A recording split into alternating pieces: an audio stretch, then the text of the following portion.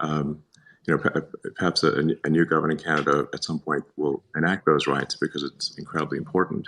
Um, but I think if we don't protect free speech at all costs, we don't have a functioning democracy. And if we don't have a functioning democracy, nothing else matters. Let me ask you another question. What is it in your background that that you think gave you such firm convictions where you'd be willing to take this huge, massive, unspeakable economic hit on behalf of a principle for a country in which you weren't even born? Well, I should say I do very much consider myself an American. So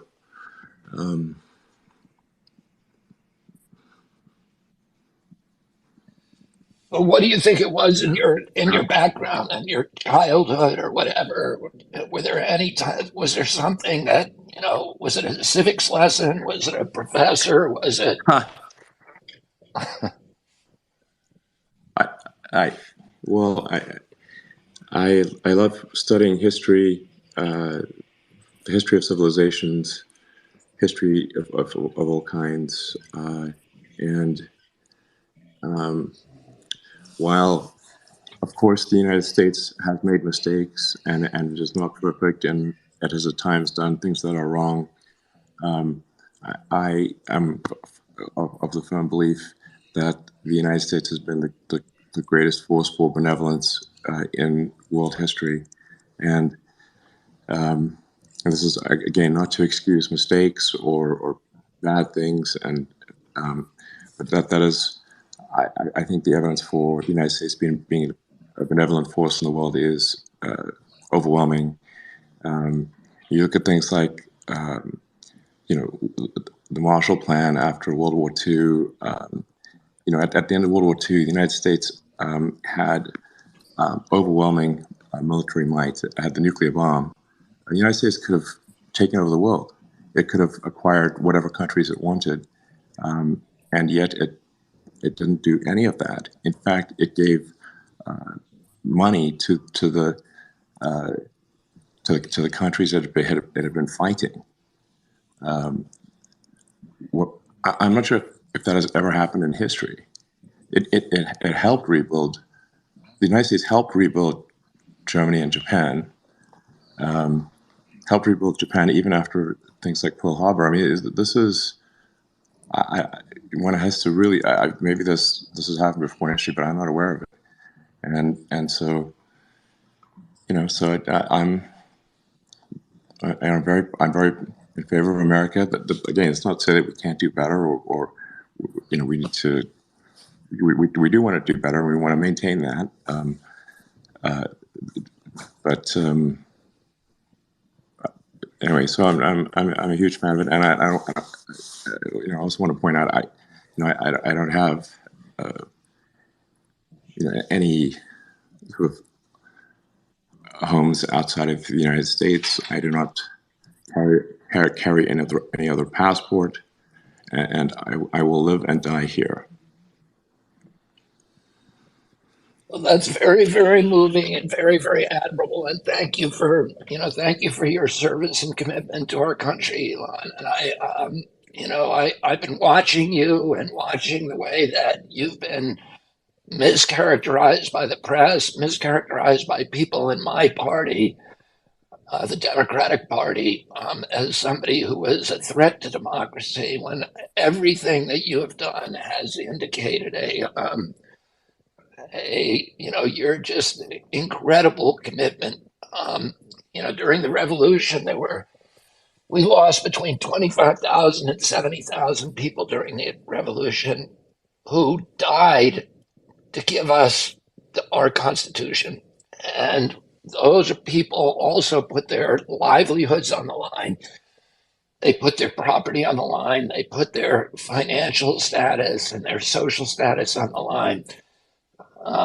And in a way that, for principles. And I've watched you do the same thing, and you've been such an example to other Americans of how we ought to be behaving, even if it costs us a lot of money, and even if the risks don't seem worth the personal risks don't seem worth it.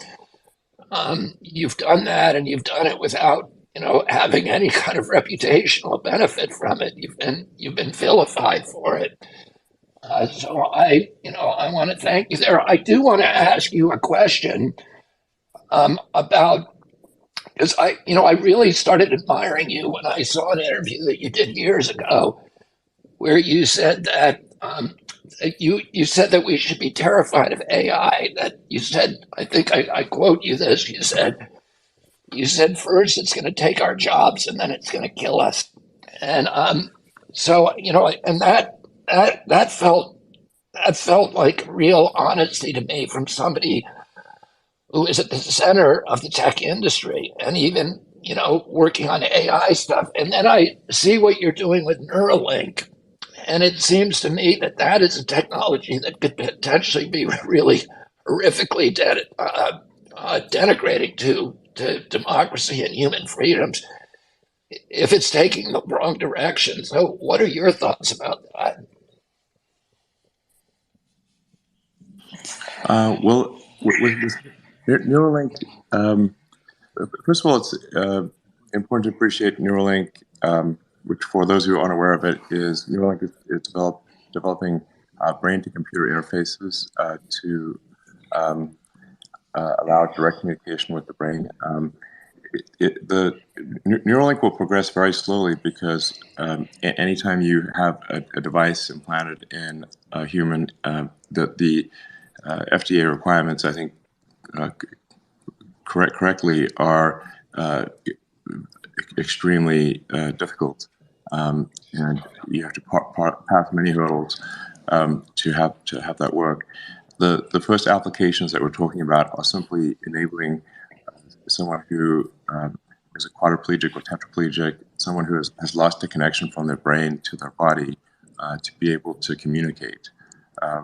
So you can imagine, say, if Stephen Hawking was able to communicate as well as someone with a fully functional body, that would be incredible.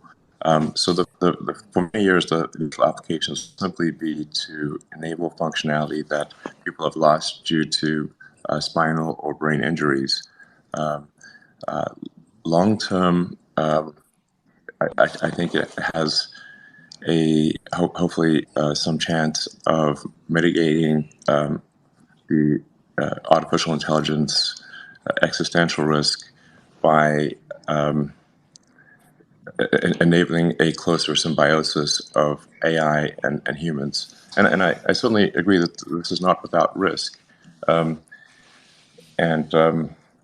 It's something we need to be very, very careful with how it's done. But I just do want to emphasize it's not going to happen suddenly. It'll happen very slowly.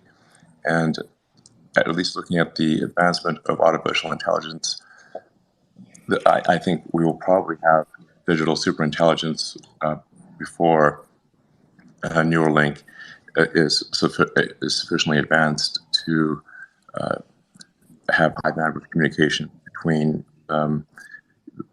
your sort of cortex and the sort of the AI extension of yourself.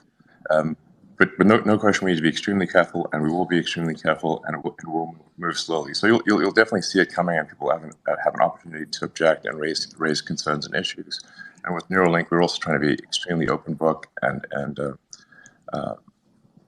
there's nothing hidden, and we are, like I said, ordered it extensively by the FDA.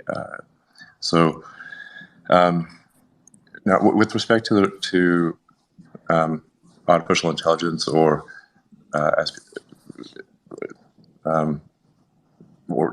digital superintelligence, like there's levels of artificial intelligence that are not dangerous. Like I don't think your self-driving cars are really dangerous, or having better autocorrect is dangerous. But it's when you have some deep intelligence that is far smarter than the smartest human, that's where things could get dangerous. No, Yeah, I don't want to go too far down the AI rabbit hole because that's a big one. Um, but it's not that I think that digital superintelligence or AI AGI is definitely a bad thing. I just think it's a very powerful technology, and that there's certainly risk of it being a bad thing and acting in a manner contrary to the interests of humanity. And that we need to be cognizant of that risk, and we need to just be very careful and thorough, and do our best to ensure that it is beneficial rather than harmful. Yeah. Um, yeah. I mean,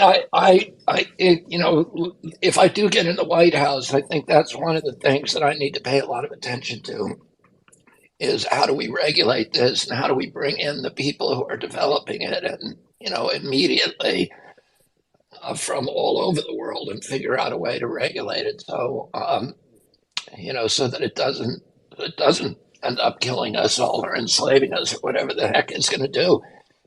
But even Yeah. even self-driving cars, I think something like 40% of the jobs in America are driving jobs or involve driving. And if you get rid of those jobs, like even Uber jobs, which are an entry level, which we could do in the next decade or not. I mean, it's going to be a really difficult challenge for our country to figure out, um, you know, what uh, what to do with all these. And I'm using a very bad characterization, but surplus humans, because that's what a lot of people are going to feel like. Yeah. So I do think there is an avenue for, say, Uber drivers or drivers in general, in that there'll still be a need to manage and take care of a bunch of self-driving cars, almost like a shepherd tending their flock. And so I think it actually could end up being a good thing, in that instead of driving one car, you could actually manage a sort of a fleet of 10 cars, and I think that's good. I'm not suggesting that it will not result in disruption or changing of jobs. I'm just saying that self-driving is, I don't think, is an existential risk to civilization. Um, and so I think I think it will be I think, in my opinion, a significant net benefit.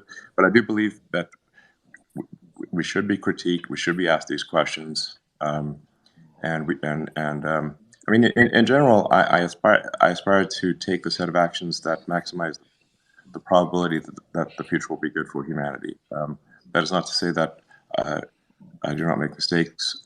Obviously, I do, but that is at least the intention. And but as I said, I think it's good to have critique. It's good to be questioned. It's good to be pushed on these issues, and it's very important for companies to be as open book as possible.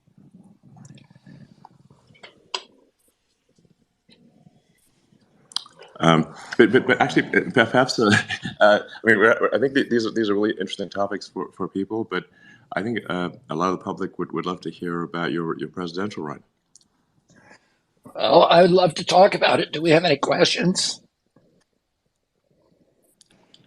Well, we have a bunch of questions. We can pull in. We have a few people we can pull in, and then we can pull in more as well. So Tulsi Gabbard's here, Balaji's here, Michael Schellenberger's here, Omid's here. Before we leave the censorship topic, Bobby, one thing you mentioned that you went over really quickly was that you were just reinstated to your Instagram account and that you've been locked out for 2 years. And I guess they had to reinstate you because there's a law requiring it when someone runs for president. So apparently the only way to get free speech in this country is to run for president. But the crazy thing is that people on your campaign were frozen out of their accounts. Apparently anyone who signed up with the Team Kennedy email domain was frozen. I guess they just got reinstated. Yeah. So I guess I just want to hear about that. And then following up on what Elon said about the intense pressure that Twitter is under from advertising boycotts, I want to bring in Schellenberger, who was one of the key authors on the Twitter files and has done a lot of work on what he calls the censorship industrial complex. So it'd be great to hear from him on how this whole thing gets organized, because I don't think people understand that these pressure tactics are highly organized. So I guess, Bobby, to you first, and then let's bring in Schellenberger. Yeah, so I was evicted from Instagram, I think in the summer of spring of 2021, I was evicted, and I had at the time, the day I was convicted, I had about $770,000. But I had been up to 900,000, and they would cut them back whenever I hit 900,000. They would cut them back to 800,000 or 700,000. So I was losing followers the whole time, and they said it was because I was promoting misinformation. But the term misinformation had nothing to do with, as we now know from the Twitter files and from the emails that Meta, at that time Facebook, that we've recovered from Facebook, and it had nothing to do with factual accuracy or inaccuracy. It was simply a euphemism for any statement that departed from the government orthodoxies and government proclamations would be characterized misinformation. And there's nothing on my Twitter feed that was factually inaccurate. Everything that I put up there was cited and sourced to peer-reviewed publications or government databases. There's nothing on there that anybody's ever been able to point to, including Facebook. When I appealed, I tried to appeal, and we did a lengthy memo showing that I had never put up a single factual error in my post. But they wouldn't allow me to appeal. They had an appeal system, but they would not allow me to enter that system. And I feel confident I would have won, because the people that they actually selected as judges were a really good group of people. They were mainly law professors from universities around the world, and many of them were people I was acquainted with. And, I was a law professor at that time. And I'm confident I would have gotten a fair hearing from them. So they wouldn't let me even into the appeals process. And then, as you point out, since I've declared for the presidency, now we have about 50 people working for the campaign. And each of those people had an Instagram handle which said, for example, my daughter-in-law Amarilla said teamkennedy.com. And they wanted to use that handle on their Twitter, on their Instagram accounts. And Instagram would send them, when they attempted to register, Instagram would send them a flag saying, "You've been suspended for 180 days."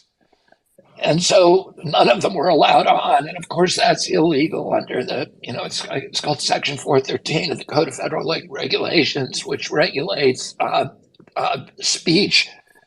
It protects speech during presidential and other federal election campaigns. And but I think that Meta, and I don't want to, I don't want to be pointing the finger at Meta right now, because I think it's time for healing in this country. And I'm happy that I've been reinstated, and they gave me back all my old posts, and they gave me back all my old followers, which I didn't even know if they existed anymore. So I'm very, very happy with that. And the people that we've been working with at Meta have been, recently have been very, very cooperative, and they're now letting our people register. And I think it is, not everybody had the foresight of Elon Musk and Jack Dorsey of saying, okay, this was really wrong, and we're not going to put up with it, even if it costs us billions of dollars. A lot of Americans were living in fear, and they were doing things that they believed were proper and right at the time. And I think it's time that we focus on healing and bridging the divide. So I don't want to I want to really thank Meta for reinstating me, and I hope this can be the beginning. I hope we learn something from that process and that we can go forward and make sure that nothing like this ever happens in the United States of America again. Michael, do you want to jump in here? This might be a good time to talk about what you've learned. For what it's worth, I don't think. Yeah, that sounds great. Can you hear me okay, David? Yeah, I mean, for what it's worth, I don't think that Meta as a company wants to be censoring people. I just think that they're under incredible pressure and didn't stand up to that pressure. But Michael, can you speak to that? What you found?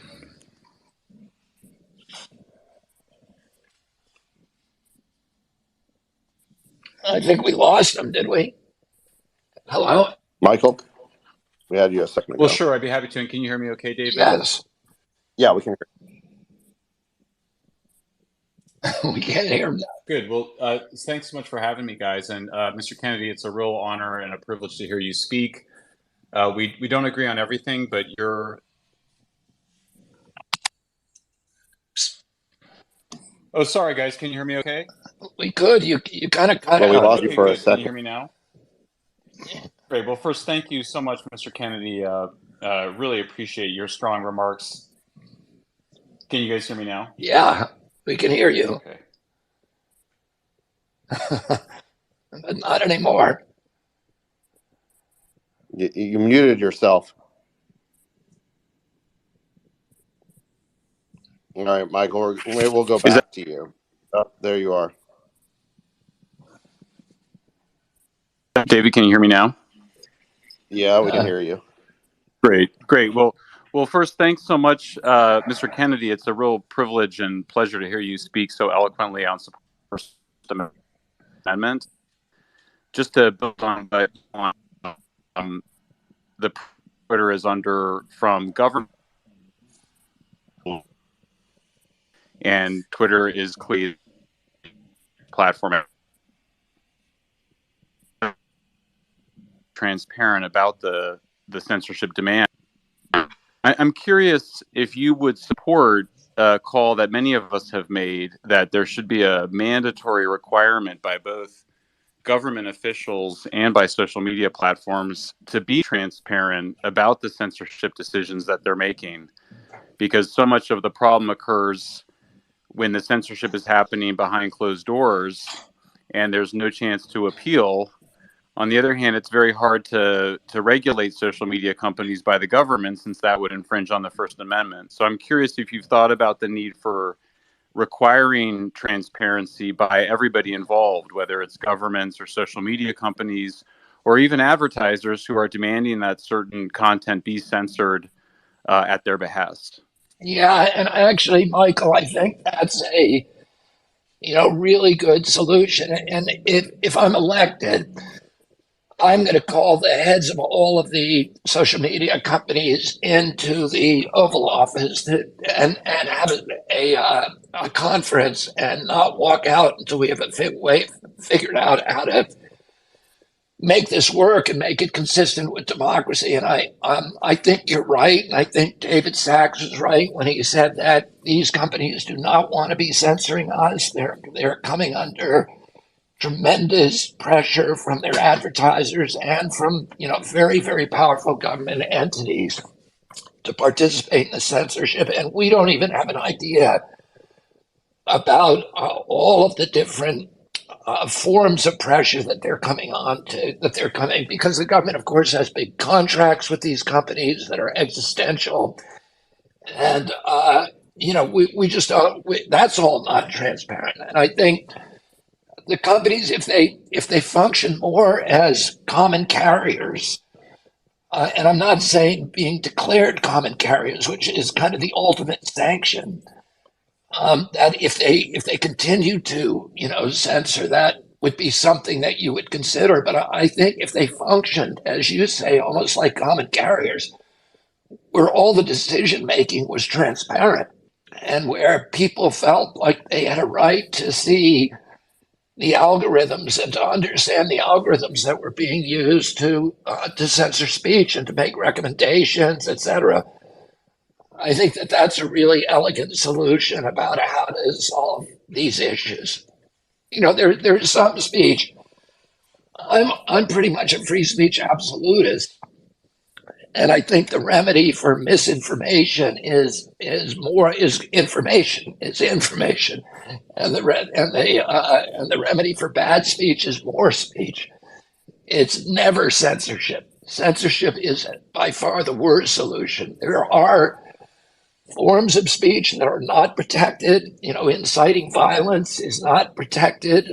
Pedophilia and solicitations like that are not protected speech, and you can censor those. But if it's protected speech, I don't think it should be censored. But I think in any case, we should understand the logic, the algorithms, and the methodologies, and we should all have access to those, so that that's key, because these institutions are now the public square, and they are the place where speech takes place, that you can talk to other Americans, and we have to figure out a way to integrate them into our democratic value system. Well, that's really wonderful to hear. Thank you so much for that. It's a very strong endorsement of the transparency, which is, I think, something that brings together people on the left and the right. We solve our problems with more speech, not less. And I think that's what the transparency, mandatory transparency by everybody who's demanding censorship, that's what that would give us. So thank you very much. I appreciate that. Let me pull in Omid Malik, who I think has done a bunch of work on the corporate side on sort of boycotts and pressure. Omid, do you have a question or comment? Yeah, absolutely. Thank you so much. Robert, you've spoken eloquently on regulatory capture, whether it's the CDC, the FDA, or the EPA, or even NIH. I mean, how is it that Tony Fauci has over $10 million available to him, even though he's been a bureaucrat for 50 years? These are questions that I hope an intrepid reporter would look into.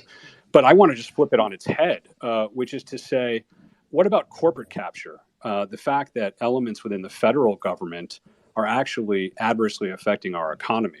So that, as we've touched on here around speech, but it's even worse than that. I mean, the CIA, the FBI, affecting our ability to communicate with one another through these big tech companies that are being pressured by them.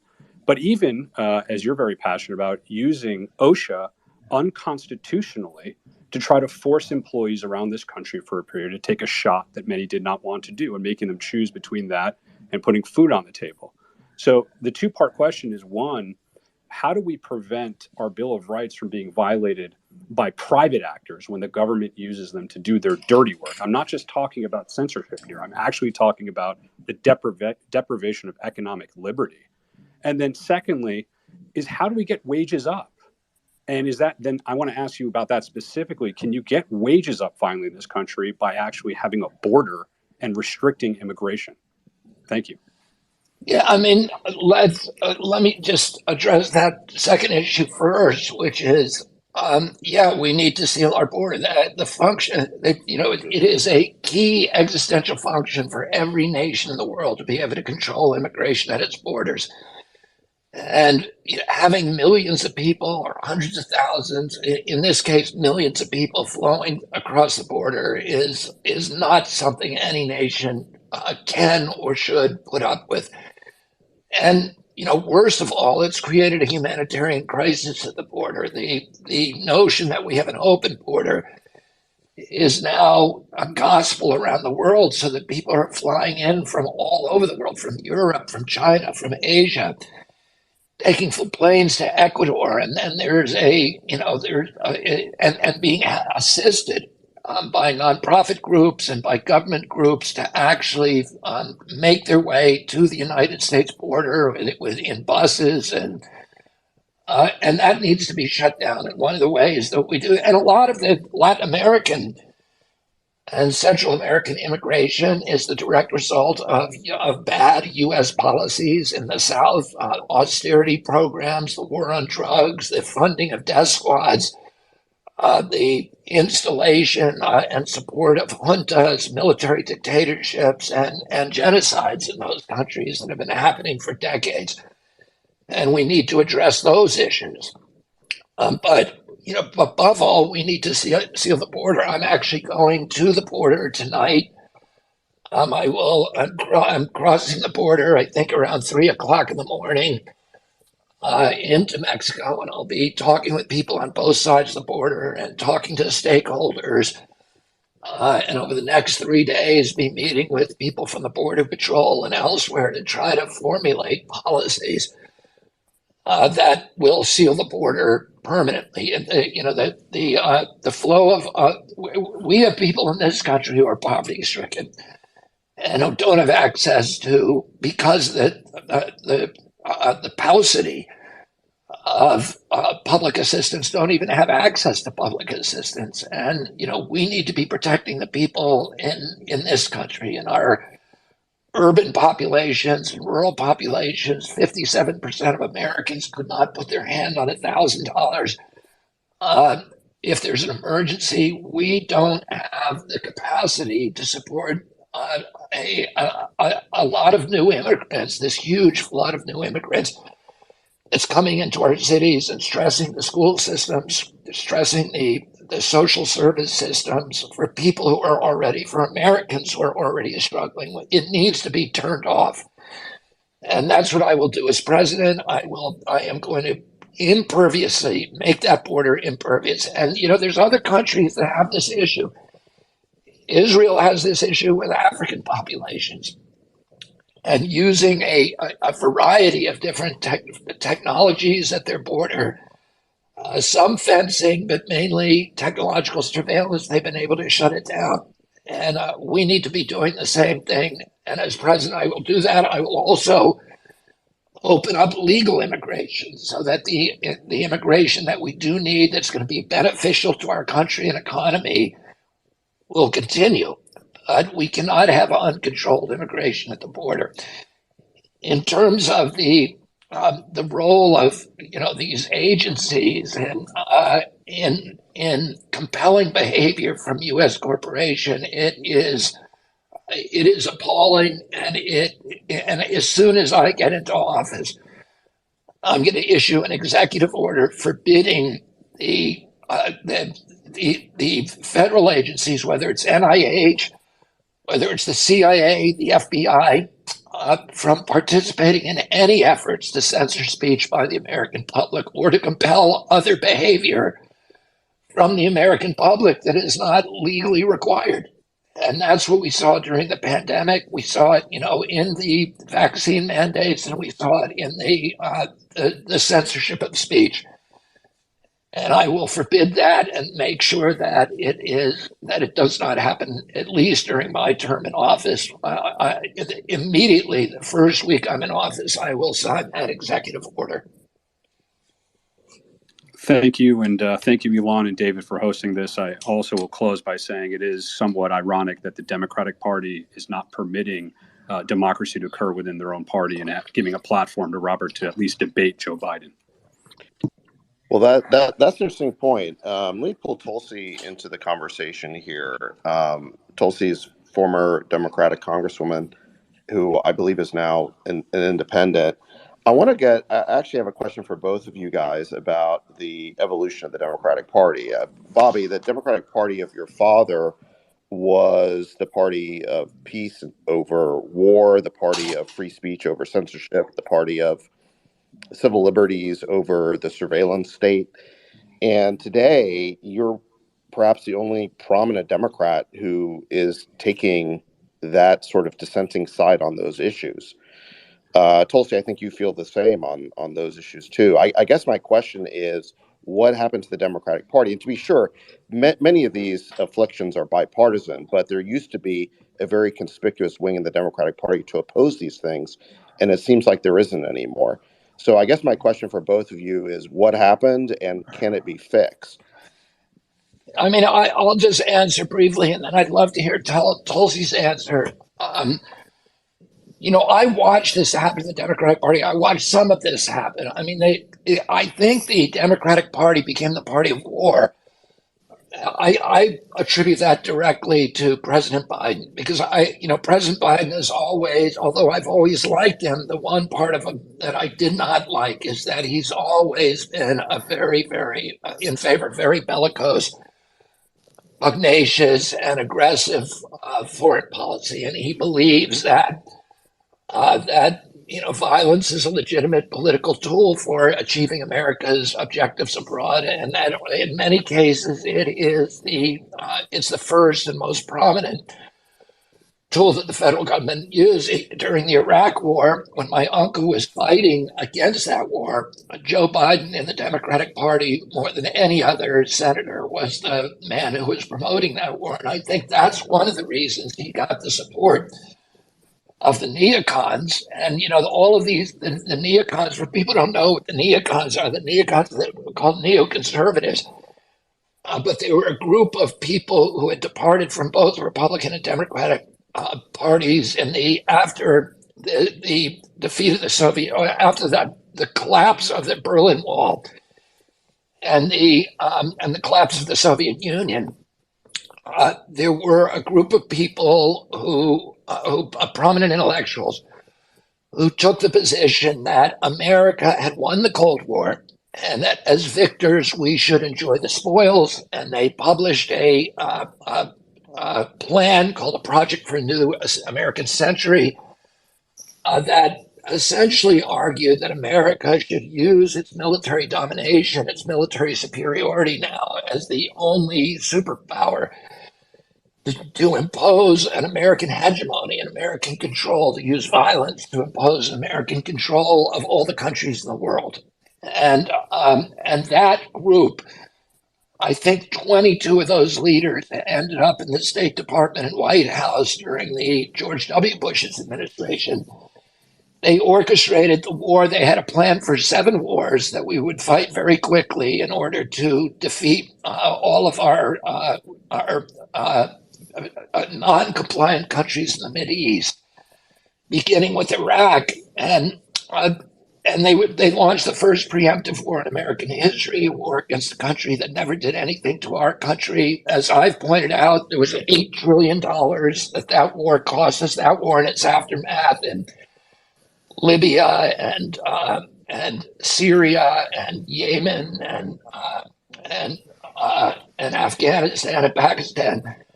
It cost us $8 trillion, and we got nothing. Iraq ended up in a worse place than we found it. We killed more Iraqis than Saddam Hussein. We killed almost 1 million Iraqis. We pushed Iraq into becoming a proxy to Iran, which was the foreign policy outcome that we have been trying to avoid for 40 years. We created ISIS. We drove 2 million refugees into Europe, which destabilized all the democracies in Europe probably for 2 generations and ended up with Brexit. That's what we got for the $8 trillion. And as a result of that cataclysm, politically in the United States, it became untenable to be a neocon. They were in disgrace. They were exiled from all political parties.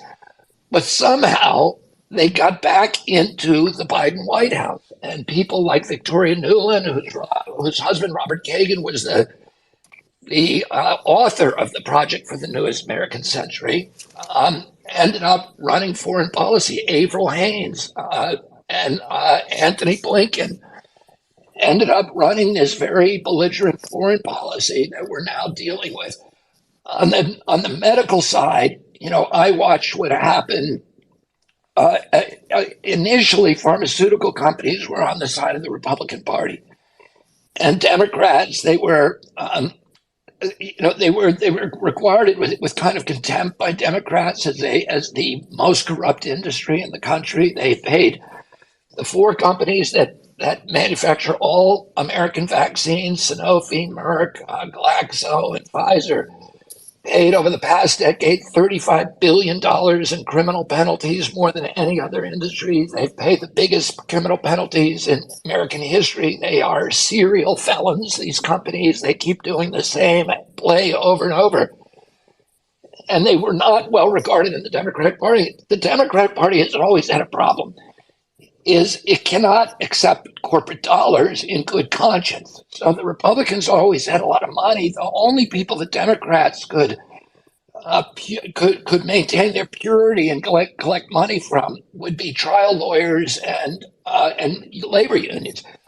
But the labor unions declined precipitously, so they went from about 50% to 10% of the American workforce, and so we were left with was trial lawyers. And then when President Obama was trying to get Obamacare passed, he shook a golden handshake with the devil, with the pharmaceutical companies. He could not get it. The pharma has more lobbyists on Capitol Hill than Congress, than all the congressmen, senators, Supreme Court justices combined. They give more to lobbying twice with the next biggest industry, more than any other industry. And President Obama, they could have deadlocked Obamacare forever. So Obama needed to placate them. And the way that he did it was by making this terrible deal where the federal government could not bargain over the price of pharmaceutical products in Medicare or in Obamacare. So Obamacare was going to be made to create this flood of money to the pharmaceutical industry to buy their products for free for the patients for free, but we could not bargain like you can in Canada and every other nation. You couldn't bargain with them, so they could charge anything they wanted, and that sealed the deal.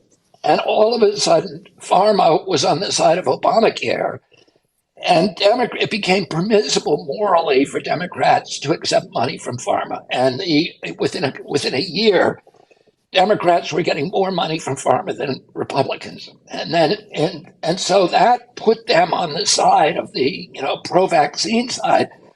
We kind of divided evenly, and then in 2016, President Trump ran, and 3 times during his presidential campaign, he made the statement that he thought that vaccines were causing autism, and that created this. That issue then became part of the culture war. It became part of the cultural divide. Democrats put that issue into the same anti-science dumpster as President Trump's climate denial. And it became now a badge of your party, of your tribe. And if you ask questions about vaccines, you were a Trump Republican. And if you had just a religious belief in their efficacy and safety that could not be questioned, you were a Democrat. And so I watched that all happen, all that play out, and watched the Democrats slowly become these pro-corporate, pro-war, pro-censorship Republican.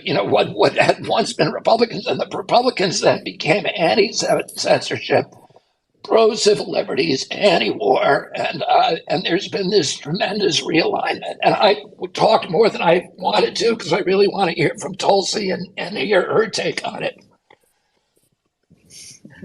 Thanks, Bobby, and thanks for the question, David. Look, so much of what you said is what drove me to leave the Democratic Party. I wasn't born into a family of Democrats. My parents, frankly, were pretty independent-minded people, and so when I first ran for the state house, a seat in the State House of Representatives in Hawaii 20 years ago, I had to decide, which party I wanted to join. And as I made that decision, I was inspired by leaders within the Democratic Party, frankly, Bobby, people like your father and your uncle, people like Martin Luther King Jr., Democratic leaders in Hawaii who had gone to the mat for the plantation workers who were people from Hawaii, people from across Asia, immigrants from around the world.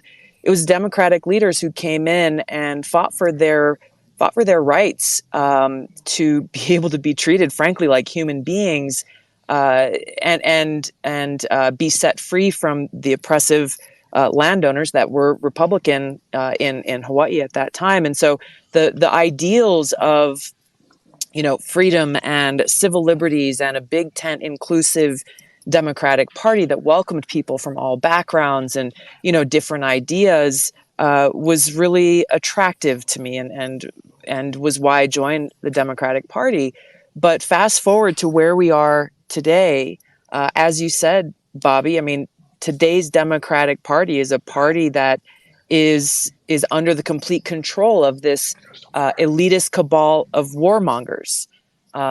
not only is it being led by warmongers, but we have a situation now where, as we saw last fall, where the Congressional Progressive Caucus, they had the audacity to release a public letter to President Biden very gently, very, very gently, and with a lot of flowery words, calling for diplomacy and for him to lead a diplomatic effort to end the war between Russia and Ukraine. And within 24 hours, they retracted the letter and essentially were cowering in the corner. We can imagine the kind of pressure that they were under to do that, and the kind of public criticism that they received for daring to call for peace. So the voices for peace within the Democratic Party have been silenced.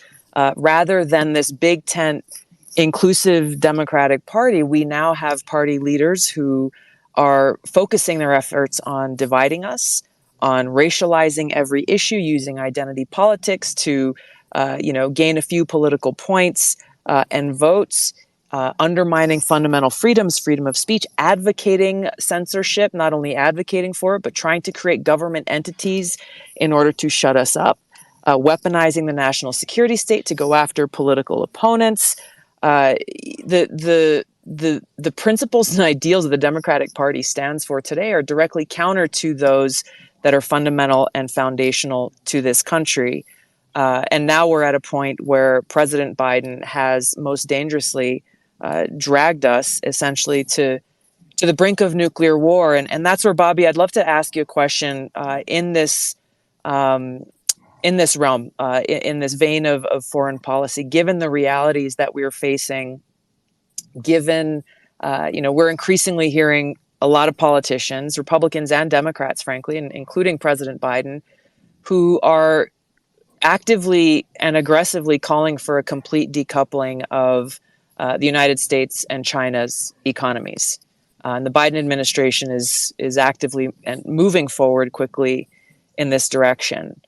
Elon, you recently talked about how the United States and China's interests are intertwined like conjoined twins. I think really making the point that this act of decoupling our economies would essentially be like ripping apart conjoined twins, implying the catastrophic consequences that would occur as a result for both of these countries and the world. So, Bobby, what would your approach be with the United States' relationship with China? Do you believe that it's actually possible to have a peaceful coexistence or even a win-win relationship with China? Or do you believe that it is a zero-sum game where in order for the United States to win, that China must lose? Yeah, I think that's a great question, Tulsi. And my approach to that would be, let's recognize the reality that China is a very ambitious nation, and that it does want to compete for us for influence in the world. But the reality is it does not want to compete with us militarily. It does not want to have a war with the United States. And China still has, is still a very poor country compared to us. They have the Chinese have per capita about 1/3 the income of the United States. They want to have better lives for their citizens, and they want to compete with us in places all around the world. I think we ought to be competing with them. I think we ought to be competing with them on an economic platform, not a military one. And I feel I'm not scared of the Chinese. I'm not frightened that American ingenuity is going to fall behind the Chinese. I think it will be that kind of competition is a competition that will be good for the whole world. And it's a competition that is a collaborative peace, a collaborative world rather than a competitive world, a kind of collaborative competition, if you will. And, the Chinese do not want to have a war with us. We spend more on our military. We're now spending 1.3 trillion a year on military, including veterans benefits, which you can't cut back. But, we were told after the Cold War ended that we were going to get a peace dividend and we were going to cut our military budget back to 200 billion a year. Instead, we've got it at 1.3 billion a year if you include, veterans benefits and national security. And we never got that peace dividend. So we now spend more on our military than the top 10 next nations in the world. We spend 3 times. We have 3 times the military budget of the Chinese. The Chinese we have 5 times the nuclear weapons of the Chinese. The Chinese cannot and do not want to compete with us militarily. The Chinese have about 1.5 military bases in the world. We have 800. So it's kind of a self-fulfilling prophecy that says, oh, the Chinese want to be our enemy and have a military competition. They don't. What we should be doing is de-escalating the military pressure on China. We should be talking to China, for God's sake. We haven't had a meeting with China in 5 years. We know what our objectives are. We want to rebuild our industrial base in the United States. We don't want the Chinese to take that from us. And any negotiations with the Chinese should not be about military swaggering. It should be about how do we have an economic relationship with you that is going to benefit all parties the way that every good economic relationship does. And here's what our objective is in the next round of negotiations is we want to rebuild our industrial base here in the United States, and any agreement that we make, any transaction that we make with the Chinese, that should be foremost in our minds. How do we do that? But I'm not, the Chinese have been doing a lot better than us because they've been projecting economic power abroad, and the world likes that. We think the world is on our side, but it isn't. All we've got, the only people who are supporting this, this pugnacious, bellicose relationship with China are Australia, New Zealand, Korea, Japan, Britain, Canada, and the United States, and we're pretty much alone in the world. The rest of the world is looking at us and saying, "What the heck are you doing? Why are you trying to create a war with China? Why are you fighting them over? Why are you making Taiwan a military issue? Let's let Taiwan and China work out that issue on their own and back off militarily and try to have they don't want war. They want peace and they want prosperity, and that cannot happen where there's a war. So let's de-escalate the war talk. Let's compete economically, and let's talk to them and figure out a way that we can have a smart negotiation where we do better because of China, rather than giving away the store and exporting jobs, which all the other treaties have done. Instead, let's figure out how to have an economic a financial relationship with them that rebuilds the American industrial base. Thank you, Bobby. This is such obviously this issue and the broader issue of foreign policy is central to any presidential race, and it's unfortunate that traditionally, as we've seen, these issues are very rarely given the kind of attention they deserve, and yet again, this is exactly why there should be presidential primary debates. For the sake of the American people, to have a clear choice, a clear informed choice on who they would like to see as our president and commander in chief. Thank you for sharing your insight, and thank you, Elon and David, for hosting this important conversation. And Tulsi, we haven't had a serious economic meeting, even a political meeting with the Chinese since 2015, 7 years. The CIA director, Bill Burns, recently went over there to meet with the Chinese, but that's not the kind of meeting. We need to have a real political and economic discussion with them, and that is frank, and where everybody puts their cards on the table, and to see if there's ways that we can work with each other peacefully and keep the world at peace. Why in the world would we go? And this is on President Biden.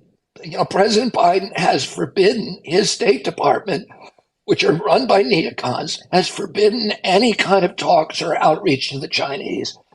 That is outrageous. It is exactly the opposite of what Dwight Eisenhower was trying to do, to find a road to peace with the Russians, which was disrupted by the CIA's misbegotten U-2 flights. And then my uncle tried to do the same thing. Let's have peace with Russia. Let's have peace with China.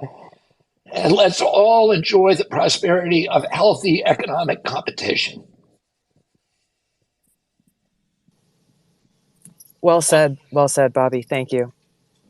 It's actually something that is worth noting is that on my recent trip to China, with the senior leadership there, we had, I think, some very productive discussions on artificial intelligence risks and the need for some oversight or regulation.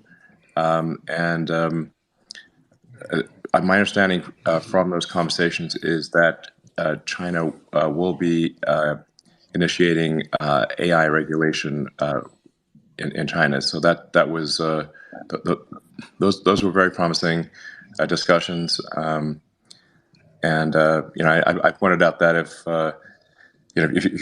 there is a digital superintelligence that is overwhelmingly powerful developed in China, it is actually a risk to the sovereignty of the Chinese government, and I think they took that concern to heart.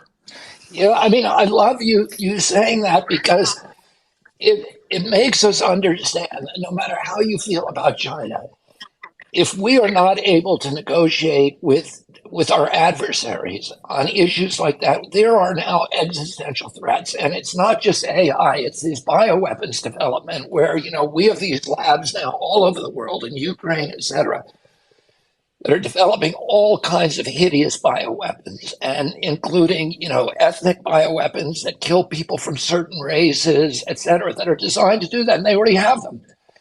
And they're ready to escape.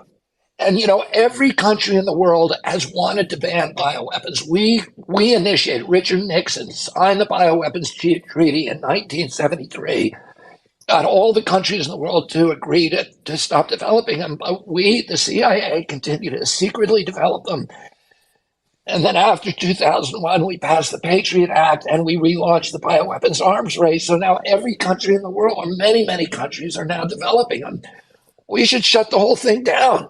COVID was clearly a bioweapons problem.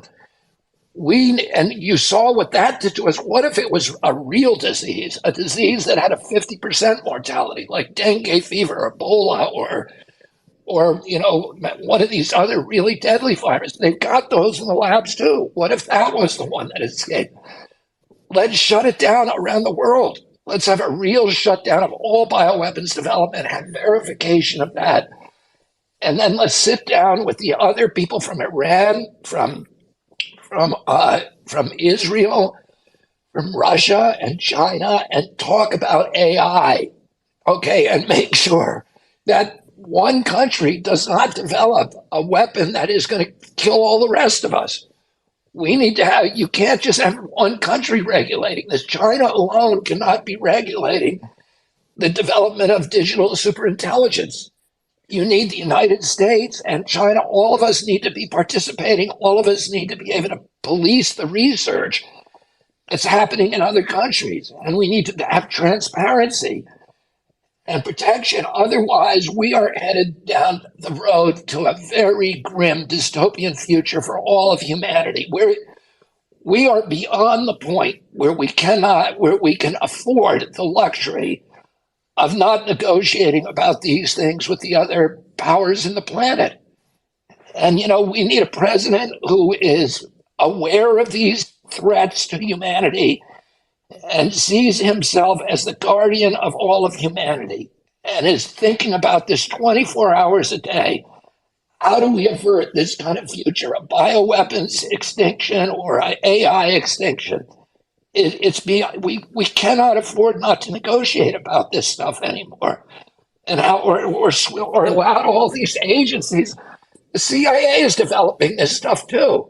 And we have no idea. They are not friendly to the American, the American system. I talked to Mike Pompeo the other day, and he said when he was at the agency, he was very candid and really smart about the agency. And he said when he was there, he did not do a good job of dismantling agency capture at the CIA. And he said if you take the upper echelon at that agency, it's made up almost entirely of people who do not believe in the institutions of the United States and democracy.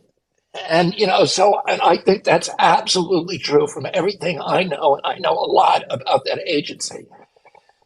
And we have got to get off a war footing, which gives these institutions the excuse to be super secret and non-transparent and pretend we're and put us in a security state where they can develop all these crazy technologies in secret that are going to kill us all.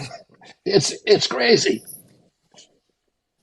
It is, Bobby, and that really gets to your central point about diplomacy. And Elon, your example of what can come about when we're just really willing to have a conversation. The President of the United States should be trusted by the American people to put the well-being and interests of the American people at the forefront of the decisions that he or she makes.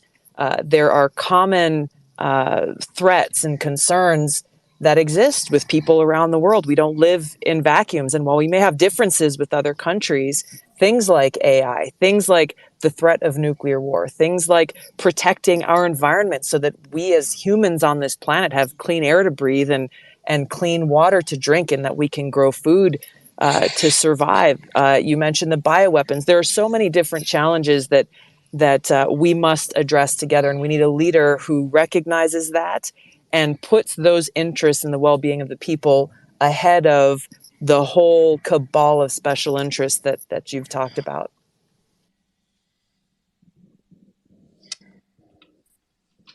All right, thank you, Tulsi. But by the way, Bobby, I think probably the most surreal moment of the entire Ukraine war so far has been when Victoria Nuland was testifying before Congress and admitted that there was a secret network of biolabs in Ukraine who contained materials that were so potentially dangerous that she was worried about them falling into Russian hands.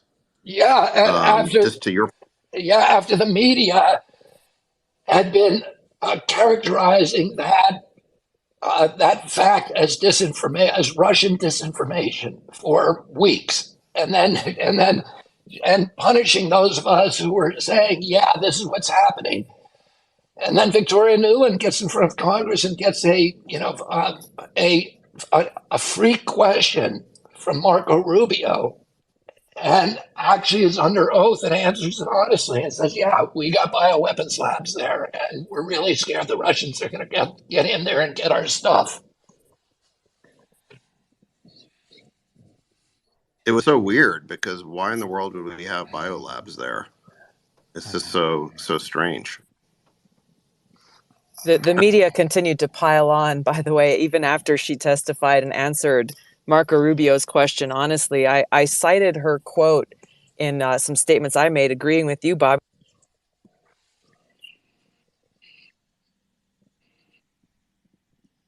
Oop, Tulsi, Did we lose Tulsi? Sorry. Oh, there we go. Especially in a time of war where they would be vulnerable to whatever pathogens might exist in those biolabs being released and causing threat to the world. Ukraine has blacklisted me from visiting their country ever again, and I was posts that I put on social media sites were banned or shadow banned because of this claim of misinformation and disinformation. News outlets across the country criticized me of spreading misinformation, disinformation, even when I cited the DoD website that stated this as fact. I think it just shows, even when they speak the truth, they're apparently afraid of the truth and want to be able to continue what they're doing, no matter the risk. Does Ukraine have a free press, out of curiosity? No way. No. Oh, okay. Just wanted to confirm that point. Sorry. Thank you. Okay. Well, there was an article just today in Semaphore of all places talking about how media has to be licensed by the government there and basically get shut.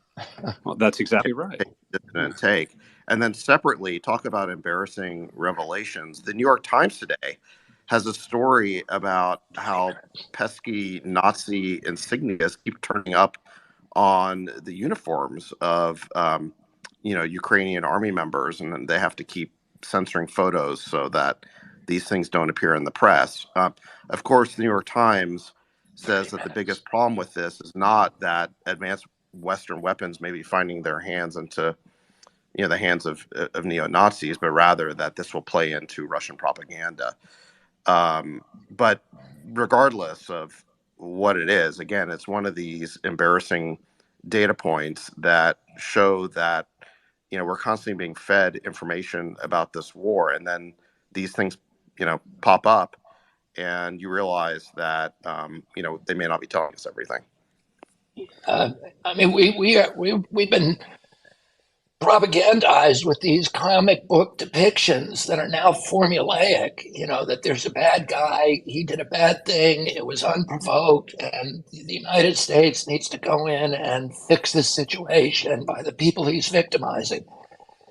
And, it's such a good testimony to the American people that, that they're willing to make those sacrifices, in some cases of our children, of our fortune, to go in and help other countries. But the problem is we're being victimized too by our own agencies, which are leaving out the contextual information, which are leaving out the nuance, which are leaving out the entire history, in this case, of U.S. provocations, which brought us and also brought Ukraine into a war that is not helping Ukraine. I mean, Ukraine has now lost probably 350,000 kids, and they are in much worse position than when they began, when they, in February 2014, in 2019, they could have signed the Minsk Accords and kept Donbass and had nobody killed. And they're never gonna get back to that place again. And as you guys understand, the Russians are not going to win this war. They cannot afford to win this war. This war is existential for Russia, and it would be like us losing a war to Mexico. You mean Ukraine? You mean Ukraine can't? Ukraine. I'm sorry, Ukraine. Yeah, I'm sorry, Ukraine cannot win this war. And they're now. It's unclear what the death ratio is, but there's credible information that they are suffering deaths that are 7 deaths for every 1 Russian killed. And we have turned this country into this, to a slaughterhouse of the flower of Ukrainian youth to benefit the geopolitical ambitions of these, of the U.S. neocons who want to exhaust the Russian army and exercise regime change over Vladimir Putin, and Ukraine is a victim in this war. It's a proxy war. It's a victim of Russia. Yes, it was an illegal invasion and a brutal invasion that could have been avoided by Vladimir Putin. But they're almost equally at least, a victim of U.S. policies and the ambitions of the aspirations of the neocons who wanted to get into this war no matter what. I think the war was easily avoidable if we had been willing to use diplomacy and basically give a written guarantee to the Russians that Ukraine would not become part of NATO. That is what they were demanding in December of 2021 in a written ultimatum to the White House. It's what they were explicitly with our Secretary of State in January of 2022. And those negotiations ended where we said we wouldn't close NATO's door. And then, like you said, the other thing we didn't do was give support to the Minsk agreements, which would have provided some limited autonomy to the ethnic Russians in the Donbass, and that would have solved that sort of civil war that was going on there. If we had just done those two things, I think there's a really good chance that this war never would have occurred. And, and a lot of people say, well, you can't know that. But the point is we tried. We never tried taking NATO off the table. We never tried giving our support to the Minsk agreements. Yeah, and there's a big question because Zelensky ran in 2019 on a peace platform. And I've pointed out before that, he's a comedian and an actor, which I'm not saying in a disparaging way because my wife is also both of those things. But I say that because he had no involvement in politics. And yet he won in this huge landslide with 70% of the vote because he was running on a peace platform with the promise that he would sign the Minsk Accords and settle this. And the Minsk Accords did the same thing that ultimatum did, which is they said NATO will forever keep out of Ukraine, and that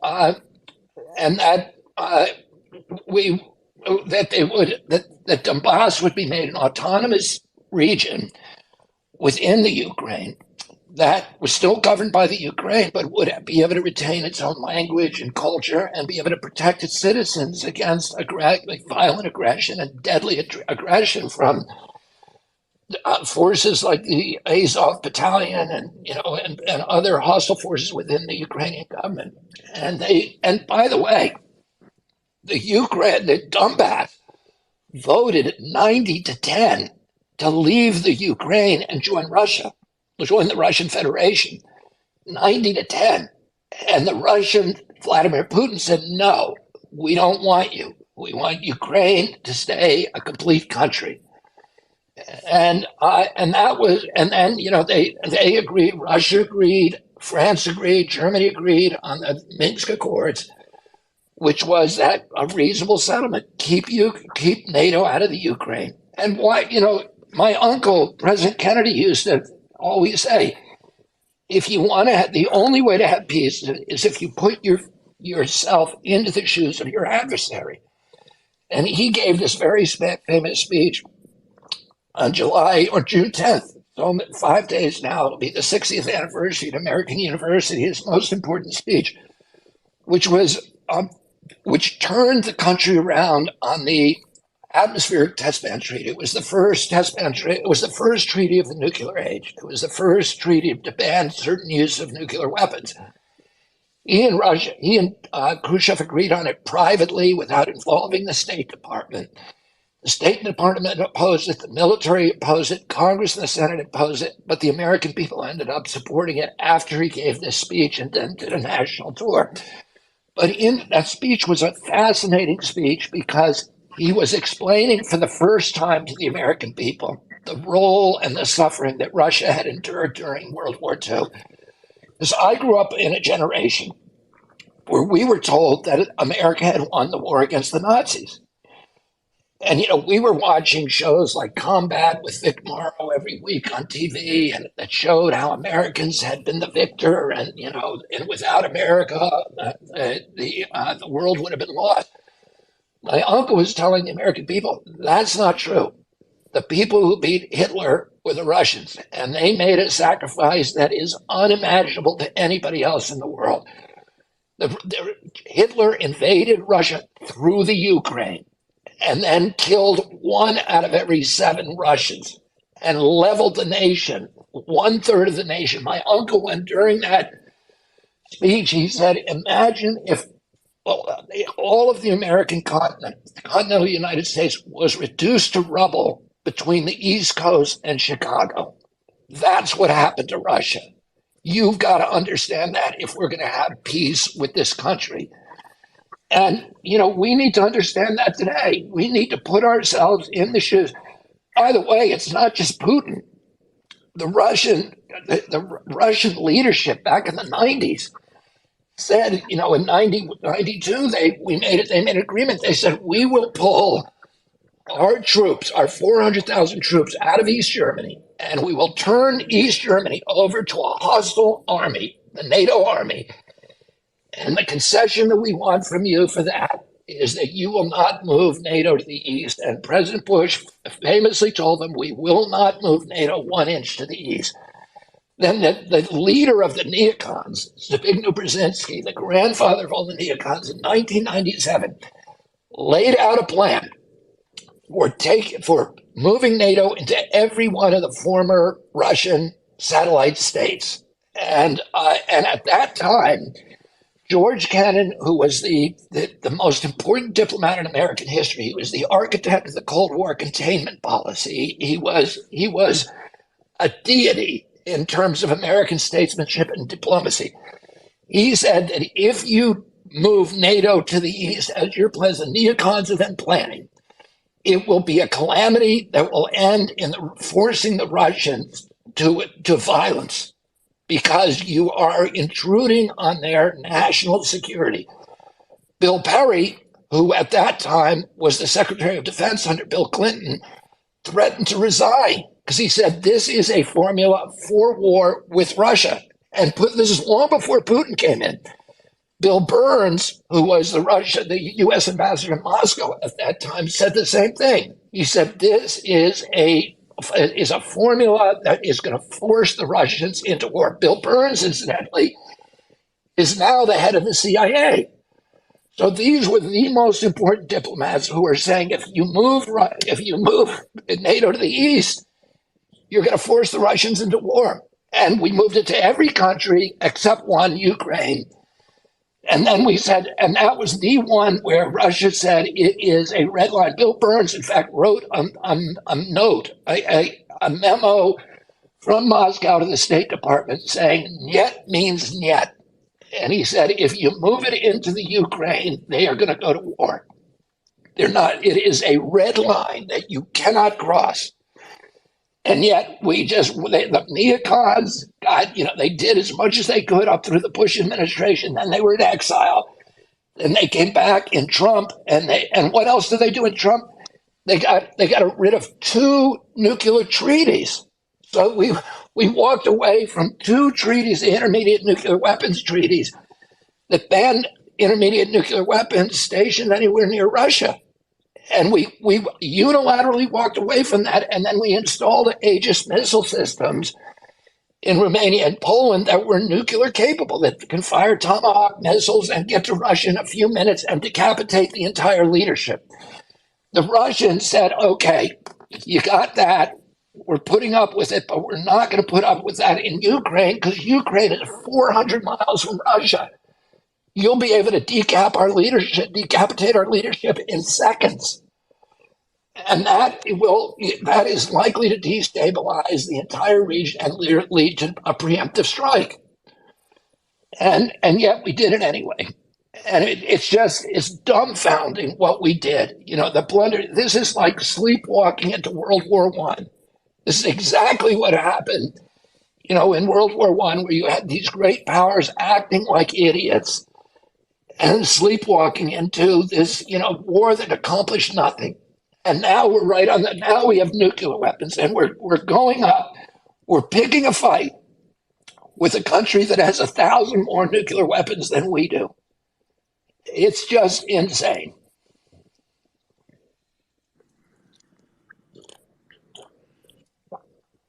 Elon, did you want to comment there? Um, I just saw you went off mute. Sorry, I share a lot of these concerns. I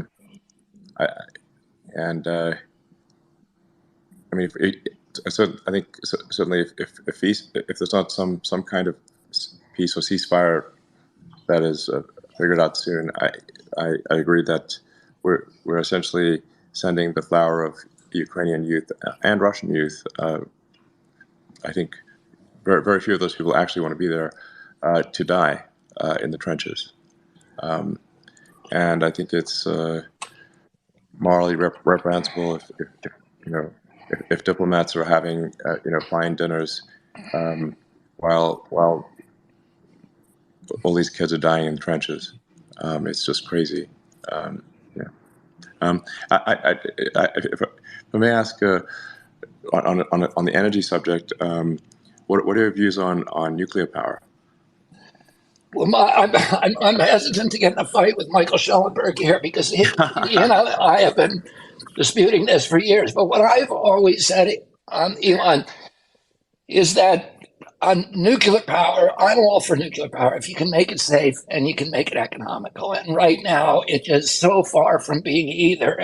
And it's not me saying it's unsafe. It's the insurance industry. The insurance industry regards this nuclear power as so unsafe that they will not give them an insurance policy.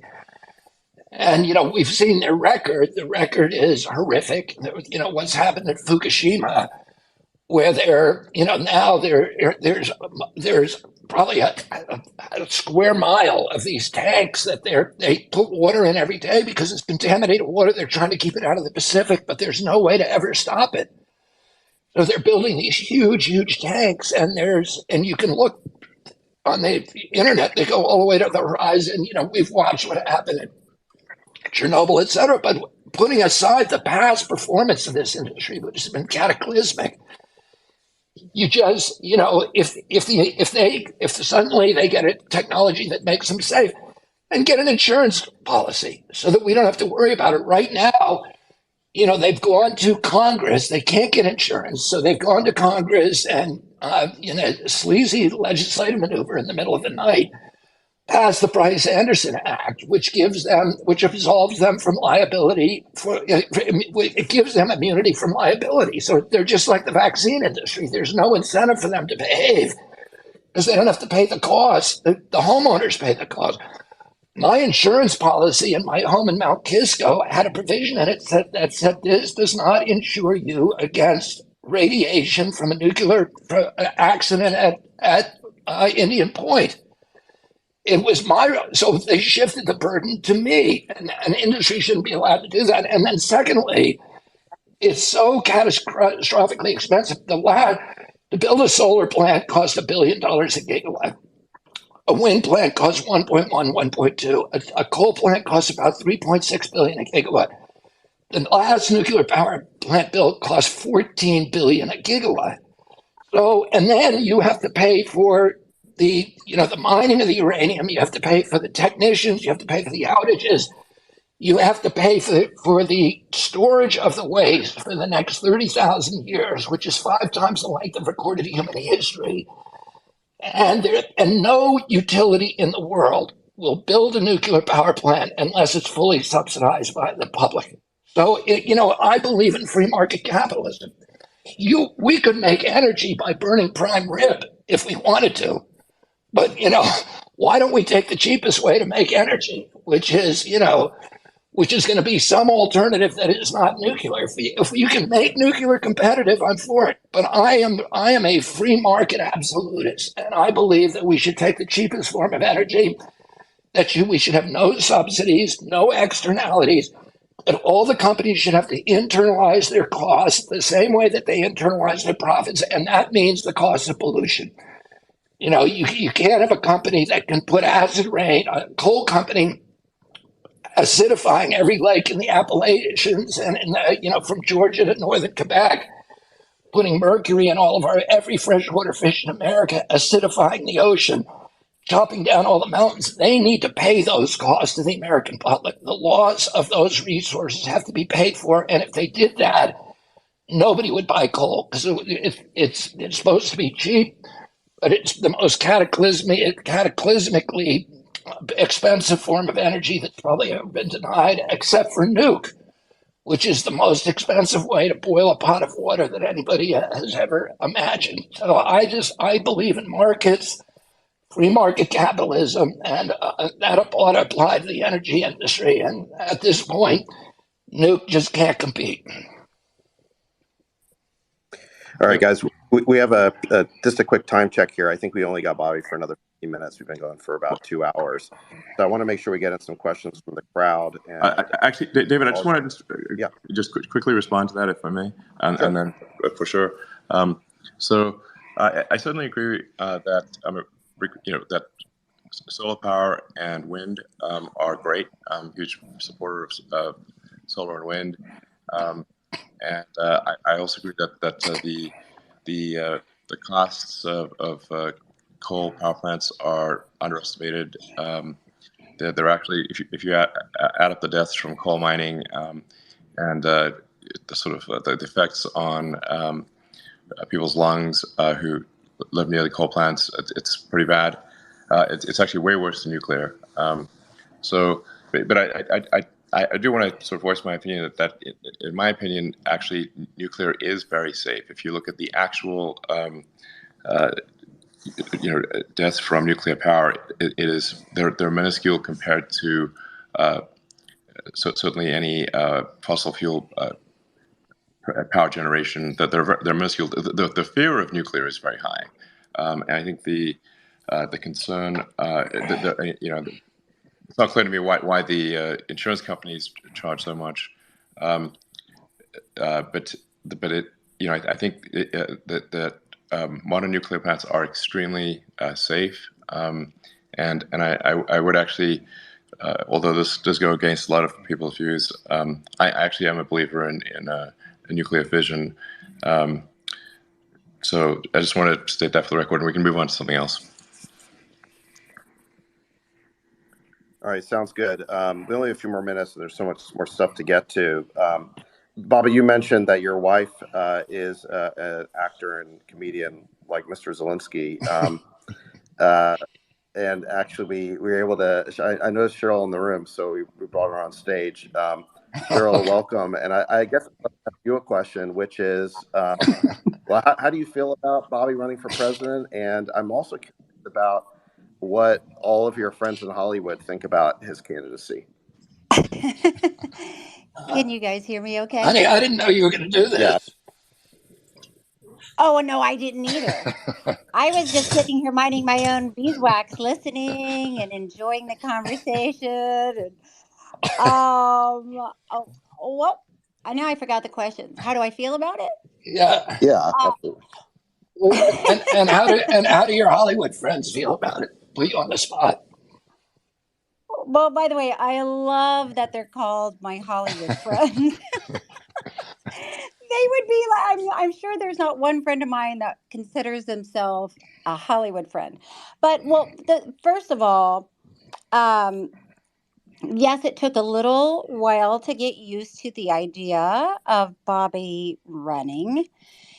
And, I took some time with it. Bobby and I talked about it a lot, and decided, yes, this is what needs to happen. And honestly, it's been really interesting and at times exciting. It's really fun for me to witness Bobby in his element. I really feel confident that this is what he is meant to do. So he is just, I just see him in this light that's shining on him at this moment, and it's really, really exciting to watch. So I know at the same time, I know there will be challenges that I hope I know I'll be strong enough to face. But I know there'll be challenges that we'll have to face, and we'll get through them. Yeah, Cheryl told me when she finally, decided, okay, we'll go along with this. She said, Cheryl, before she was an actor, and even while she was an early actor, she made her living bartending. And she said that she was going to go to the Bahamas and invent a new kind of margarita that had Xanax in it. And that was going to be her solution. I'm a very practical person. All right. Well, thanks for being a good sport, Cheryl. I saw you in the crowd and couldn't resist pulling you up here, so appreciate that. It's nice to it's nice to be acknowledged, and thank you guys, Elon and David, for hosting and doing this, and I'll slip back into the background now. All right, sounds good. All right, let me pull in Balaji, and we'll hear from Kelly Slater, and there's a couple of questions from the crowd I want to take as well. But Balaji, you want to ask a question? Sure. Can you hear me? Yeah. Okay. Mr. Kennedy, I've been impressed with your sophistication on a number of issues related to peace, civil liberties, CBDCs, Bitcoin. I really only have one question. It relates to our financial system. The short version of it is, will you be able to dig into the devaluation of treasuries and other government bonds by the Fed? As a little bit of background, the Fed has turned treasuries into the new toxic waste. A series of ill-considered moves has turned the so-called safest asset in the world into the riskiest asset in the world and set the stage for a second financial crisis. Stanford estimates the bond losses to be in the trillions. Dalio says they extend far beyond banks to pension funds, insurance companies, and other institutions. Nouriel Roubini says most banks are technically near insolvency and hundreds are already fully insolvent. The Guardian says banks' unrealized loss on bond portfolios are sufficiently large as to represent systemic risk. And Euromoney says U.S. Treasury bonds no longer meet the standards for high-quality liquid assets. Right now, this bond crisis is being downplayed or blamed on everyone other than the Fed and Treasury. But fundamentally, Treasury sold assets in 2021 that Fed then devalued in 2022, undercutting the balance sheets of countless banks and other financial institutions. In short, Fed lied, banks died. Treasuries are the new toxic waste. The Western financial system as a whole blown its bedrock asset, and a second global financial crisis is brewing. There are no obvious paths out of this that don't involve printing a lot of money. So while I recognize it's a somewhat arcane-sounding topic, just like subprime and CDOs unfortunately once were, will we be able to dig into the devaluation of treasuries and other government bonds by the Fed? And that's your question? I wish you hadn't prefaced it by saying I had so much sophistication on every issue, because my only answer here is that, yes. Will you please be my Treasury Secretary? Because I'd like you, if you got a solution, I want to hear it. I don't have lots of solutions. I can tell you what I think the problem is, but we can talk about it afterwards if you want. I would love I can that. show you all the graphs.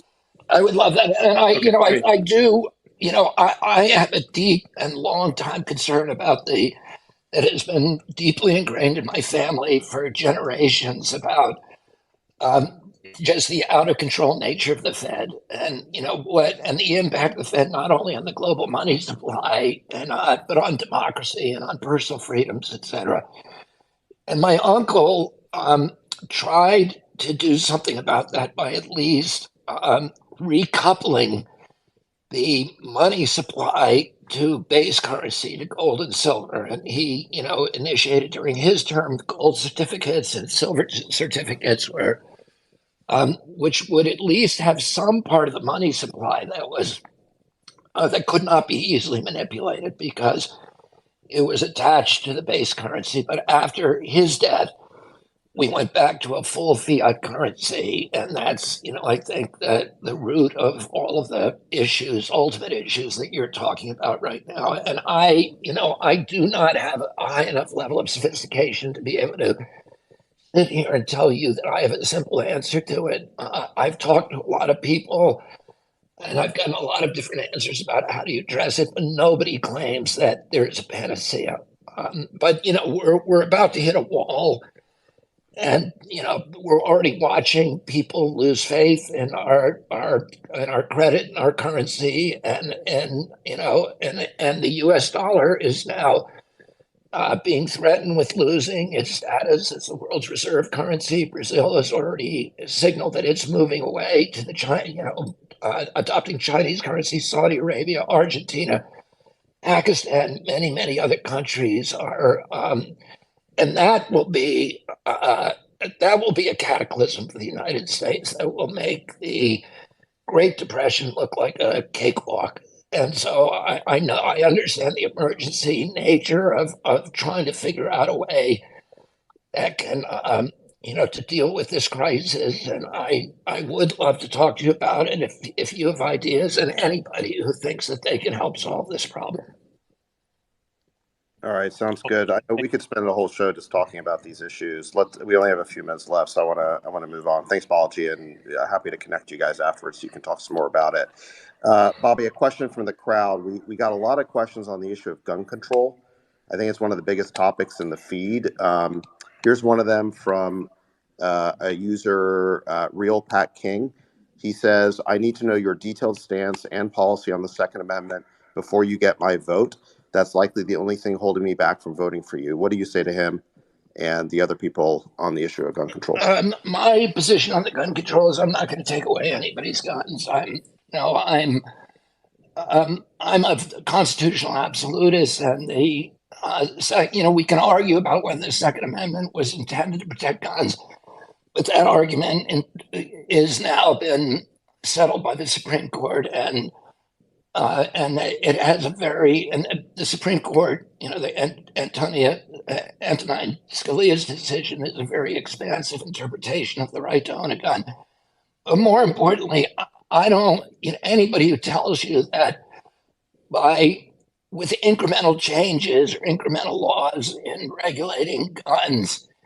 And by the way, I want to say this: I have 2 members of my family that were killed in gun violence. So, I understand the heartbreak that this is causing to so many Americans. It's touched my family directly, and I know as president that you are going to expect me, and I'm going to do everything I can to reduce gun violence in this country. I think one of the tools that has been taken out of my hands is taking away people's guns. I don't think it's the right thing right now because it will just polarize our country. I've lived in rural areas of this country. I know how integrated gun culture is in those areas and how important it is to them in the way they view the Constitution. I also know we're living in a time when the Constitution has been under attack, all the other amendments in an unprecedented way, and how that would be seen by people who believe strongly in the Second Amendment as part of a systematic assault on our Bill of Rights. And I don't want to get into that debate. I want to stop the school shootings. And if it comes down to protecting the schools the way that we protect airlines, I will do that. I do not want any more children dying in our schools. I also am going to look very closely at the role of psychiatric drugs in these events. And there are no good studies right now that should have been done years ago on this issue, because there's a tremendous circumstantial evidence that those like SSRIs and benzos and other drugs are doing this. There's something happening in our country right now that is not happening anywhere else in the world and has never happened in human history. And you have to look at almost all of these drugs. If you look at their manufacturer's inserts, they include a side effect of homicidal and suicidal behavior. And prior to the introduction of Prozac, we had almost none of these events in our country, and we've never seen them in human history, where people walk into a schoolroom of children or strangers and start shooting people. There's other nations that have as many guns per capita as we do, like Switzerland. Switzerland, the last school shooting was 21 years ago. We have one every 21 hours. The one thing that we have that's different than anybody in the world is the amount of psychiatric drugs our children are taking and our people are taking. And we need to look at that, and NIH should have done that years ago, but they will not do it, and they'll block other people from doing it because they're working not for us, but for the pharmaceutical industry, and this is their major profit center today. And so nobody wants to hear none of those. Pharma does not want to hear about any problems with SSRIs, but I will do those studies immediately when I get into office.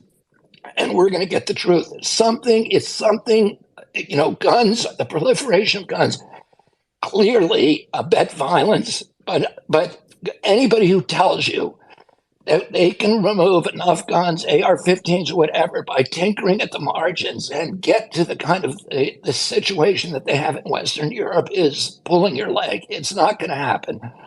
We need to look now at other solutions, and the only way we're ultimately going to get gun controls in this country is through consensus, and that consensus cannot happen when we're all at each other's throats. We need to assure the public, people who feel insecure about the Constitution, that our Constitution is no longer under threat, that nobody wants to come and take away their guns, and that will bring people to the table and say, okay, how do we protect our children? And that's what I'm going to try to do as president. All right, thank you. Let's go to Kelly Slater. Kelly, it looks like you're on a skateboard somewhere. You have a question for Bobby? Yeah, can you hear me, guys? Yes. Yeah. All right. Great to talk to you, Bobby. How are you, sir? Very well, Kelly. Thank you for calling. All right, I appreciate it. I think I speak for everyone when I say it's so refreshing to hear you talk about all these topics. Things like reaching across the aisle. It was really nice to see Tulsi on here. She's a good friend. I know what she's been through when she went to Syria and spoke to the leader over there. She got completely attacked for it at home. But to your point earlier regarding China, regarding Russia, other places, I mean, we need to have dialogue with these people. And I don't know why that's seen as such a bad thing. It doesn't mean you're in agreement. It means you're just trying to solve solutions, come up with solutions.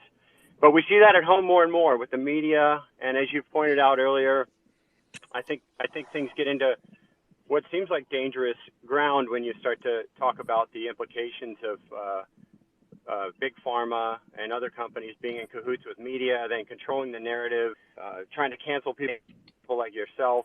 There's some frightening topics. So I find it really refreshing to listen to you. Listen to the transparency that you have when speaking about all these different topics, and I guess that leads me back to sort of my question, because I see you as almost a Trojan horse for transparency and honesty, and it's really refreshing in this political environment. And I feel like at times so far they've attempted to reduce you to small talking points in the media, and I love hear you talking about all these other things other than them focusing on your vaccine stance, questioning medical things. But as you get into all these other topics, we learn so much. So I just wonder how you'll change that narrative for people to hear your broader message and to continue to get that out, because there's so many challenging things, but also the way you talk about them is really inspiring. Thank you so much, Kelly, and thank you for your courage during the pandemic. You were really one of the few people at a time when athletes were being bullied all over the world.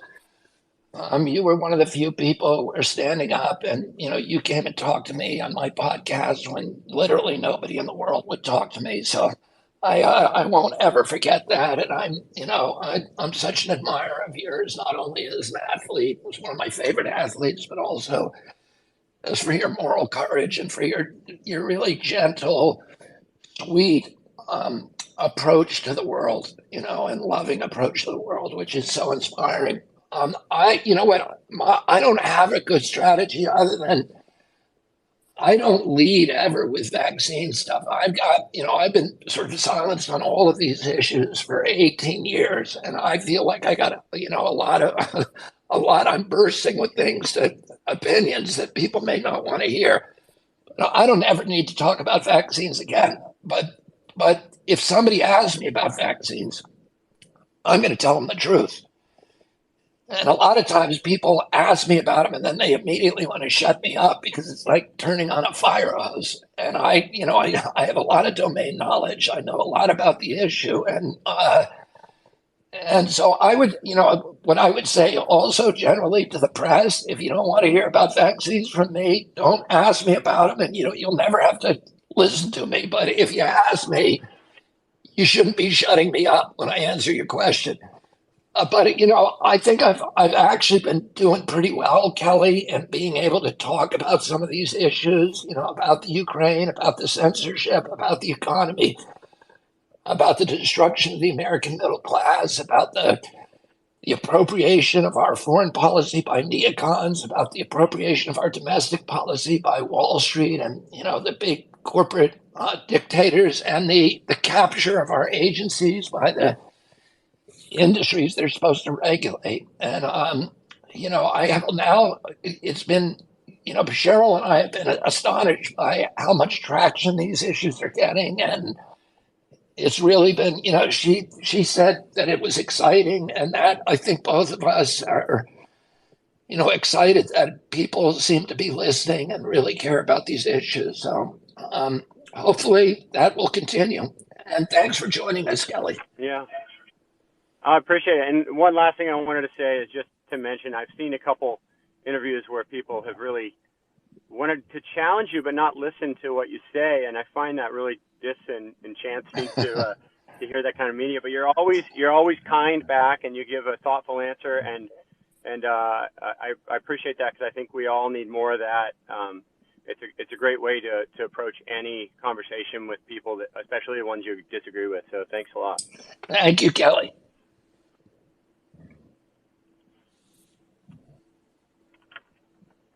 Great. Here's a question from the crowd.